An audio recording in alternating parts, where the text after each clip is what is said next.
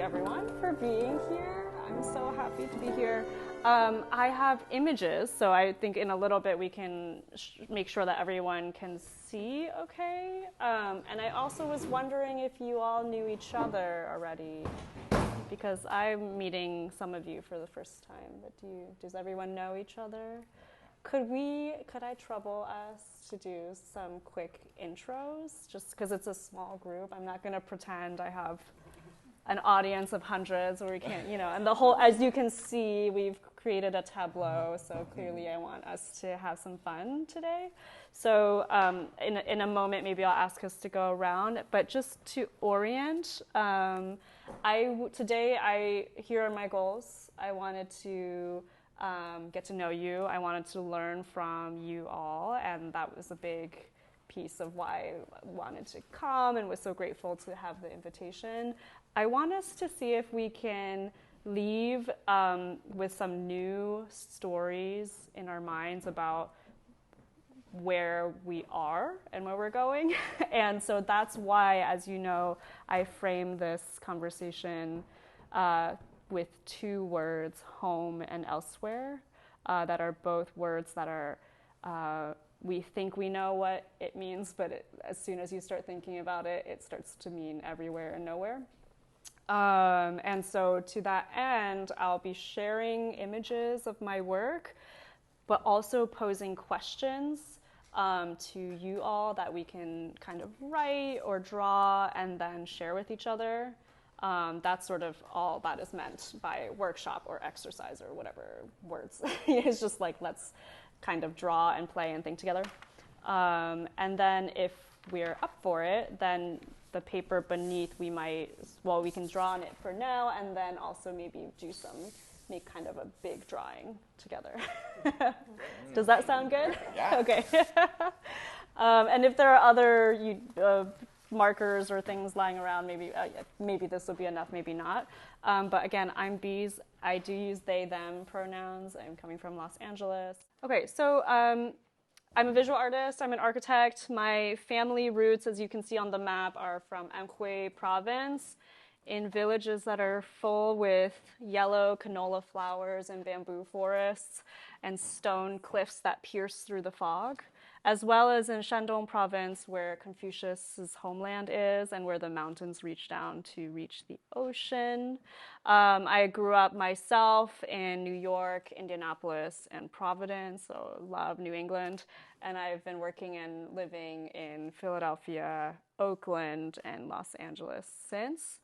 And I'm speaking today from these many intersecting identities, as a Chinese diasporic U.S. citizen, as a trans and non-binary queer person, and as an artist and an architect trained specifically in the Western tradition here in the United States. And I'm also an organizer. I'm a core organizer with the Design is Protest Collective and Dark Matter University, who do incredible work in the design fields. And as we puzzle through some images and questions in the next hour or so, I will be speaking primarily from those layers.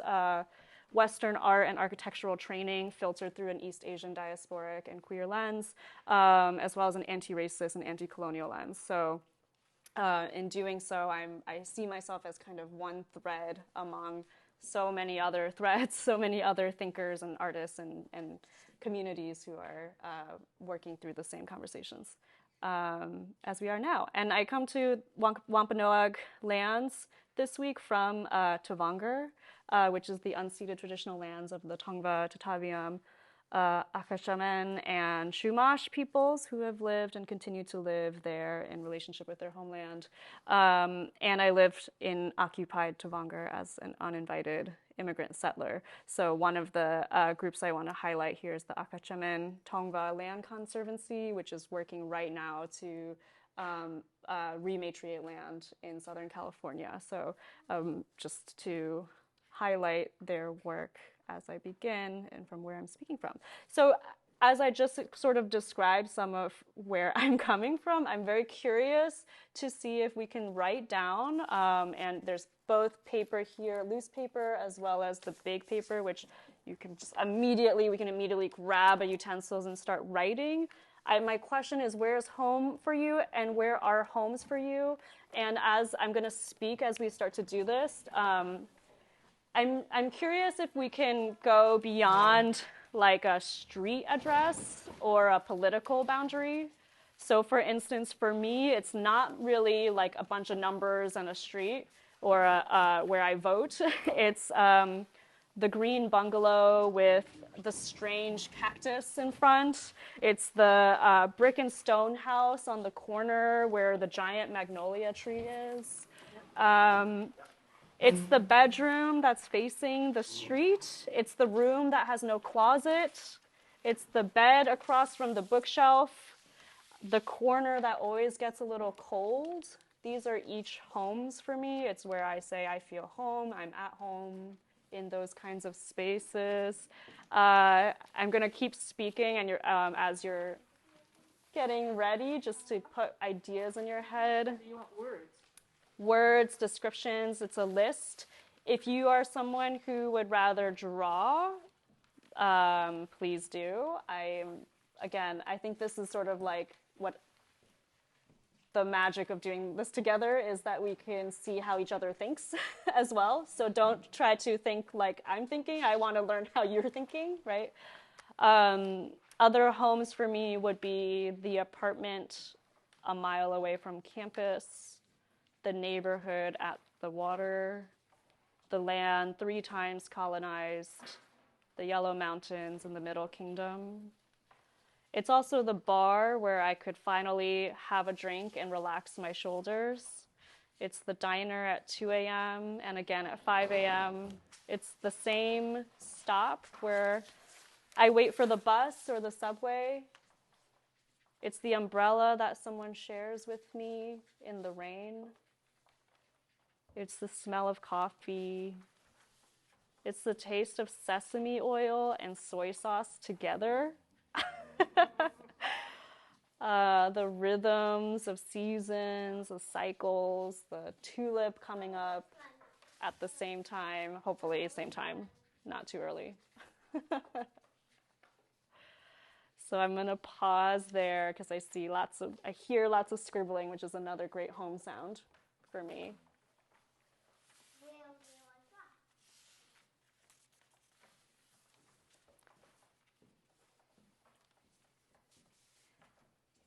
And feel free to like move if you need to get a more comfortable spot and come back. I want to see, there's so much more. I'm like, we could just stop here and just keep sharing. But I'll continue, and feel free to keep writing and thinking. So, as an artist and architect, and especially as an architect in my architectural training, home was not a word that we used. We used house, residential, commercial, And so it really actually made me dig my heels in a little bit in these questions about belonging. And the 2 words that I kept circling around and became very preoccupied with are home and elsewhere, the words that I wanted us to think about today. And now the reason is, for my thought here is, these 2 words, 2 cultural ideas, and I would say 2 foundational stories about where we are and who we are. And they serve to construct, and I use that word very intentionally here, literally physically building, but also socially constructing our sense of belonging, who belongs, what belongs, and where. So home, I would say, while primarily used to describe a place of domestic habitation, right, my home, is also actually by definition refers to familiar or usual settings, right? That's why I was saying like, a bus stop, someone's hug, the song that you love, the currents that you're finding yourself in that change temperature, and elsewhere is, home base, home page, home court, like home team, right? Even the home button on our device, these are all homes. And then as a counterpoint, elsewhere shifts our attention, so quote, in or to another place. It's kind of a non-place. It's not here and it's away. And I became drawn specifically to spaces where elsewhere and home seem to collide physically. And much of my work since then, since I sort of like first, stumbled upon these two words together, has remained situated in both the literal spaces of elsewhere and home. So landfills, houses, wilderness, campsites, wastelands, hometowns, and also in their socially constructed space. So the value-embedded narratives that determine whether something belongs and to whom. And since we construct both narratives through principles of exclusion, elsewhere is a lot closer to home than we say.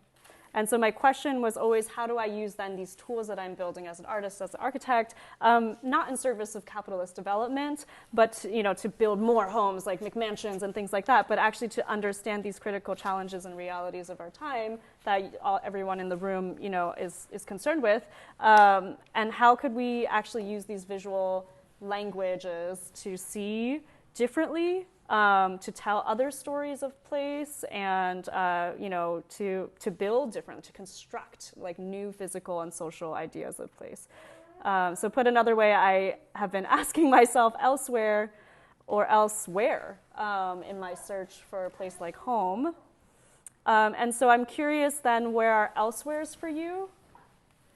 This is, you might notice, like with homes, it's like, oh, there's kind of immediate physical reactions, like, oh, that's home, that's home, that's home, that's home. For elsewhere, for me, I find that they don't really have very many names at all, because it's kind of a, by definition, somewhere else from here. So as you're thinking, I'll share a few for me. The first elsewheres I think of are actually connected directly to my domestic home. It is where my electricity comes from, jumping up and down from transformers on wires generated from coal or gas or oil or wind, carried across the desert, across the city, to charge the phone that I read my news on. It is the trash in my trash bin in my bathroom. That's an elsewhere. In my kitchen, another elsewhere. That goes into the trash bin in my yard, to the street, to the truck, to the landfill, to sit, to remain there, a forever home, and my forever elsewhere. But it's also adventure and escape. It's elsewhere is a wilderness that I go to, not really wild itself, what does that even mean? But that maybe makes me feel wild. A swamp or a cape that holds secrets of marronage and fugitivity. And inscrutability. Edouard Glissant's right to opacity is an elsewhere, where someone can't find you. So these are some of the ideas that I have for. It's the drawer in my kitchen where all the random things go to, and then I also somehow never find them again. So I start to realize that there's little pockets of a way, even in my very home. But I'm very curious. I see a lot of pensive, a lot of thinking. So I'm curious if we give it a minute. If we need more space. Do we need more paper? Yeah. Yeah.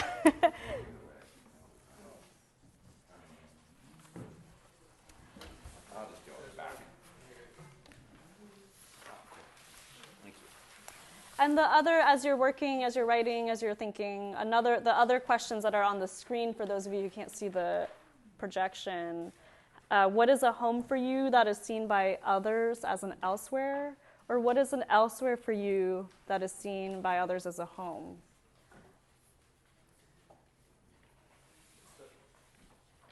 It's so interesting that so much of the elsewheres are life support. You talked about electricity and water and things, they're elsewhere that we don't even think of where they're coming from, but that's our life support. Elsewhere is our life support. Yes, I love how you said that. Well, and I'll tack onto that.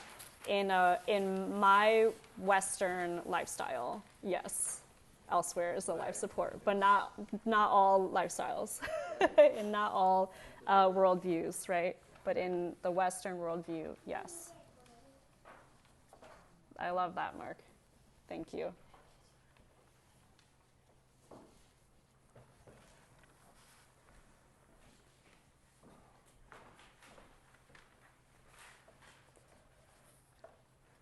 So a quote that I wanted to share that I think about, it's not, so I'll preface by saying, to me, I'm so pleased and appreciative of all of the answers that folks have been giving. I also wanted to note that, it was easy to write a list of homes and then just share one or two.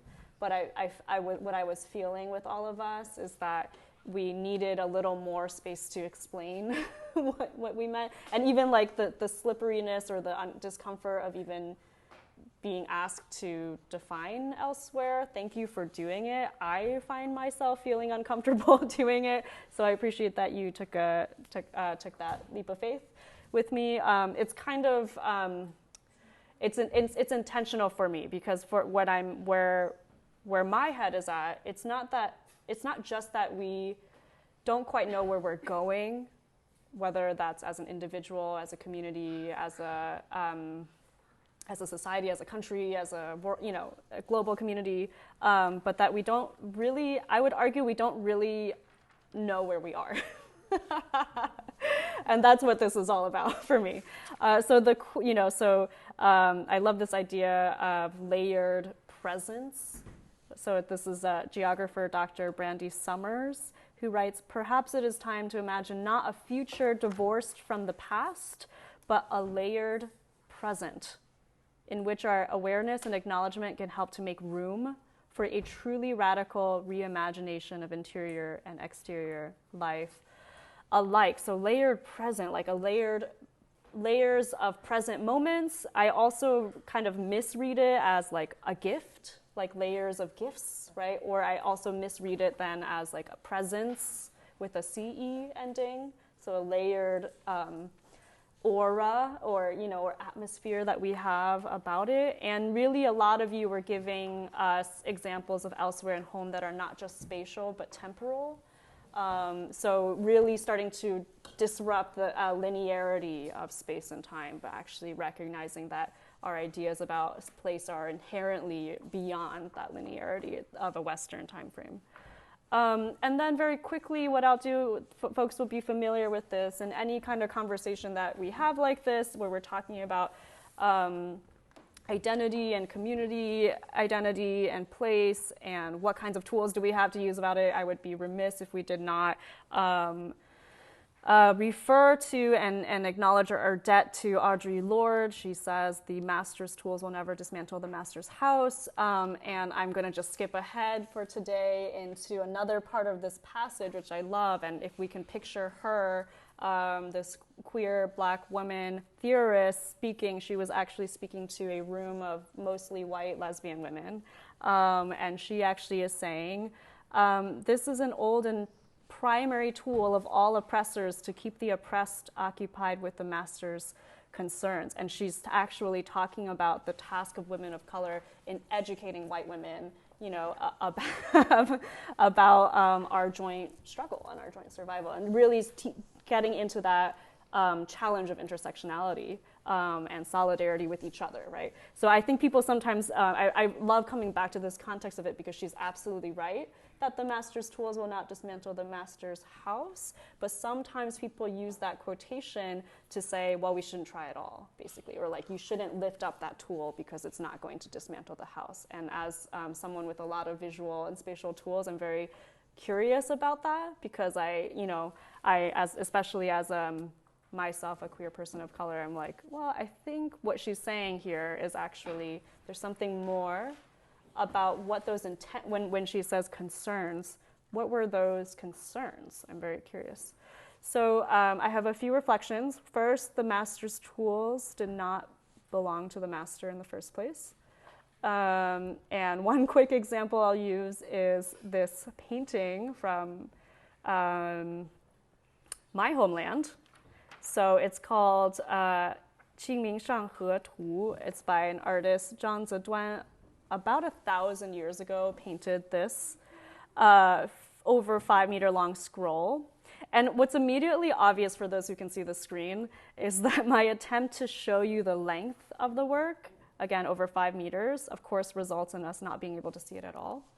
And that's precisely the point. These scroll paintings were, in fact, choreographed to be unveilings, unravelings of a spatial temporal narrative in which the viewer is able to freely move back and forth within the space, shifting their view rather than moving in front of a view that was already fixed, right? So I made it into a GIF so that you can sort of start to see what's going on here. And for some of us who might be familiar with map making or architectural drawing, there's a word for this in Western society. It's parallel projection. And so it's what's intensely intriguing to me is that I was familiar already with parallel projection from my ancestry and my heritage, but was retaught it and packaged up in architecture school as a Western invention, right? And what we're seeing here is parallel projection allowed Zhang Zeduan and other East Asian artists to actually create these like expansive, sweeping visual and spatial analyses of class, gender, geography, and daily life with incredible precision. And as well, in East Asian painting traditions, text was also incorporated as poetry to heighten the experience. There was not the same commodification of artwork. They were not meant to be bought and sold the way that we often have to do today as individuals. And in this case, the title itself, Along the River during the Qingming Festival, which is the tomb sweeping festival, a time where you go back to the tombs of your ancestors to care for them. So the title itself is referring to a long journey upriver to care for those tombs. But the East Asian artists and architects that you might take a look at found that it was a useful tool, this way of drawing and seeing the world, even outside of the scroll, as we can see in the way the urban fabric of this is depicted in this very meticulous, unattributed Korean painting of Eastern palaces, or even these really exquisite interior scenes by Tsukioka Yoshitoshi, interior of a brothel. And these, by the way, were then shipped across Western empires and exhibited very broadly. So there's no prizes for guessing how then this kind of drawing shifted into the Western milieu. And last semester I was teaching architecture at USC, and I found it useful to remind my young students that they'd actually seen parallel projection before, also in video games. Although definitely not this one, which was the first one that was produced out of Japan in 1981. So that visual language that carried forward even into video games of today.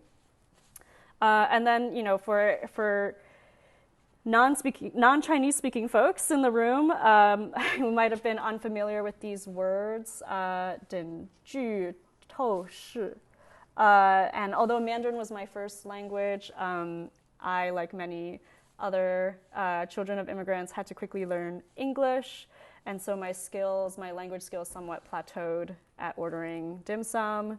But breaking down the term here, character by character, it makes a lot of sense, right? So for those who can't see it, it's saying each term is literally saying equal, distance, passing through, and an attentive look. So we're parallel projection, again, for anyone who's not familiar, is where we no longer let all of the lines, like in the real world perspective, they all recede into a vanishing point, right?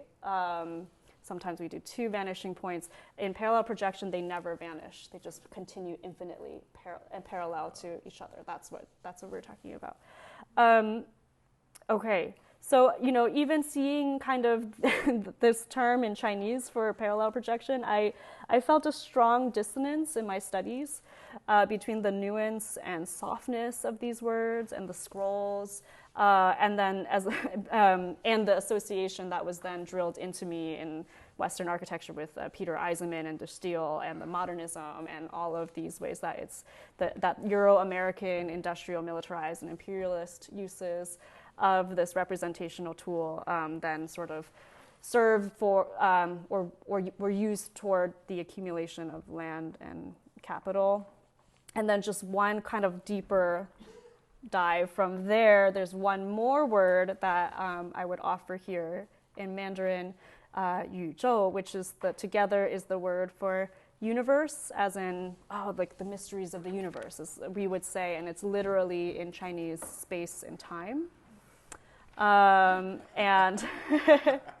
and in traditional Chinese cosmology, dating to 2,000 years ago, the universe has always been a space-time continuum as one, with this being an illustration of that concept. It was not a linear idea of time. So this type of drawing and the cosmology were actually emergent around the same time, and informed each other greatly, and certainly might explain to us why humans in the first century would have thought it'd be fun to draw those infinite video game lines, right? And the dissonance really arises, I'm going to go through this a little quickly for time's sake, but really when 16th and 17th century Jesuit missionaries traveling the Silk Road were bringing these ideas back and forth, along with silk and tea and gunpowder and paper and spice, and this imperial and colonial encounter, spurring the same imperial and colonial encounters over here on this side of the world, right? And this was the man, again, I'll skip through this for the sake of time, but William Farish was the British scholar who is credited with the invention of this drawing style. And really in service of this emergent industrialization. So it was his paper that I kind of blew past was about how this type of drawing could be used to depict how, like a kit of parts, how the assembly of different machines could be made. So it's like, of course. Okay, and two other examples of sort of how we can tease apart master's tools, master's concerns, if you will. Some of you might be familiar with this work by Fred Wilson, who's an Afro-Indigenous American artist. He composed this piece called Cabinet Making, 1820 to 1960, as part of his seminal 1992 exhibit, Mining the Museum, at the Maryland Historical Society. He's positioning here, and what we're seeing in the image, a series of antique Victorian chairs, and it's juxtaposed with a whipping post. In doing so, Fred Wilson is confronting the historical erasure that might suggest to us that these chairs, for instance, were solely produced by the oppressor. Instead, it's clear that most were the production of skilled craftspeople who were trafficked and enslaved. So the tools may have been claimed by the enslaving class in this case, but it's not very clear to me, or maybe to us, that the product, the labor, and even the tools then can truly belong to them as more than a claim. And then, maybe as just a final third example, in Tongva, or so-called Los Angeles, where I live in what we call a California bungalow, which is characterized as a single 1 or 1.5 story house building, residential building, back to that, not a home, on a concrete or masonry platform with a street-facing veranda, a pitched roof, and a surrounding yard. It is so quintessentially American that we see bungalows now in every region of this country and have even exported it to Australia. So if you've been to Sydney, there are a lot of California bungalows there as well. But it's actually on Los Angeles, so 3 times colonized land, Spanish first and the Mexican state and the US to follow. It is a British colonial housing type adapted for military and government officers occupying South Asia. The word bungalow actually coming from an anglicization of Bangla, meaning Bengali, and it's a British colonial corruption of Bengali vernacular housing, but stripped of any cultural or community relationship. So stripped of the way they might have been oriented in community with each other, stripped of the way the materials would have come from the land, stripped from all of that, and then set in little blocks in Los Angeles now. And again, we already knew this about the histories of innovation, of quote unquote new tools in art and architecture and visual language, that these quote unquote discoveries of new technologies and styles are deeply entrenched in these histories of colonization and empire, and are in many ways simply what was and is extracted by colonial and imperial states for consumption. Woo! So, secondly, perhaps the master's tools are admissible and even more powerful. This is my proposition. If we choose to disentangle the master's concerns and instead to uplift our own, identify, I would say, and uplift our own, right? So really what I think these examples have been building towards, I hope, is this idea that there's not really a line with whose tool is it, where is this coming from, right? If we're really going to go in, and the history is so rich and fascinating, so I hope that we all continue to dive into it, we don't find much of an answer at all. So to me, it brings me back to what Audre Lorde said about the master's concerns. So the questions I have are, in my practice, are twofold. One is, how can disciplinary tools of art and architecture be used to imagine futures beyond settler colonialism, racial capitalism, and cisheteropatriarchy? Or put another way, how can they be used to unveil, reveal, unleash, and draw forth these layered present moments, so temporal and liberatory futures? And borrowing from Sara Ahmed, a queer feminist theorist, who says you reproduce something by stabilizing the requirements for what you need to survive or thrive in an environment. I think we know deeply how many kinds of stories we are telling now about home and elsewhere, about the places we're from and we're not from. And we're every day, every expression of those ideas is a reproduction of some part of that idea. Does that make sense? So she actually says it better than me. She says, the more the path is used, the more the path is used. So that's sort of our, that's her call out of our of the accountability that we have to have, right? Every time, even the way you choose to go on that, we might call a cow path or something, cut across the lawn instead of walking around on the designated path or something, or maybe we have to get off of the designated path. It may go different ways. My questions are really, I'm sharing with you some for me, but what tools do we have what tools do you have? What tools do I have that others do not? What are you told these tools are for? That's my way of asking you, what are those concerns, right? So what have you been told the tool is for? For instance, I have been told that architectural drawing is for building new construction. And I have images of my work, but you would see very quickly that is not what I use it for. What are the tools very good at that you have?